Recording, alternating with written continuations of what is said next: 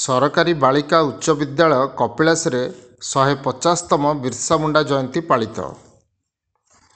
ଗଅଁଦିଆ block ଅନ୍ତର୍ଗତ ସରକାରୀ ବାଳିକା ଉଚ୍ଚ ବିଦ୍ୟାଳୟ କପିଳାସ ପରିସରରେ ଆଜି ବିର୍ସା ମୁଣ୍ଡାଙ୍କର 150ତମ ଜୟନ୍ତୀ ପାଳିତ ହୋଇଛି।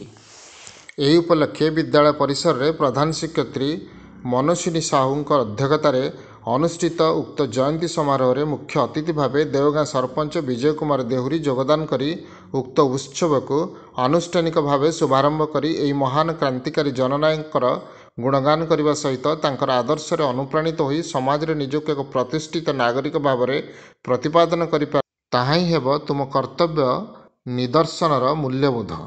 ସମ୍ମାନିତ ଅତିଥି ଭାବେ ପଞ୍ଚସଖା ଶିକ୍ଷା ସେତୁ ଅଭିଯାନର ସଭାପତି ଯୁଗଳ କିଶୋର ମିଶ୍ର, ଦେଓଗାଁ CRCC ରଶ୍ମି ରଞ୍ଜନ ଦାସ, ବିଦ୍ୟାଳୟ ପରିଚାଳନା କମିଟି ଚେୟାରମ୍ୟାନ ବିପିନ ବିହାରୀ ବେହେରା ଓ ସଭ୍ୟ ଚାମ୍ବୁର ସୋରେନ ଓ ମୁଖ୍ୟ ବକ୍ତା ଭାବେ ଅତିରିକ୍ତ ଗୋଷ୍ଠୀ ଶିକ୍ଷା ଅଧିକାରୀ ବିଦ୍ୟାଧର ପରିଡ଼ା ପ୍ରମୁଖ ଯୋଗଦାନ କରି ଏହି ମହାନ ଜନନାୟକଙ୍କର ଗୁଣଗାନ କରିଥିଲେ।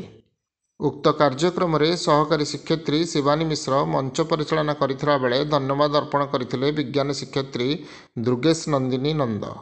ଉକ୍ତ କାର୍ଯ୍ୟକ୍ରମ ପରିଚାଳନାରେ ସହଯୋଗ କରିଥିଲେ ଶିକ୍ଷୟିତ୍ରୀ ଦୀପ୍ତିମୟୀ ପ୍ରଧାନ, ନିବେଦିତା ସାହୁ, ପୁଷ୍ପଲତା କଅଁର, ନନ୍ଦିନୀ ରାଉଳ ଓ କର୍ମଚାରୀ ପଦ୍ମିନୀ ଭୋଇ।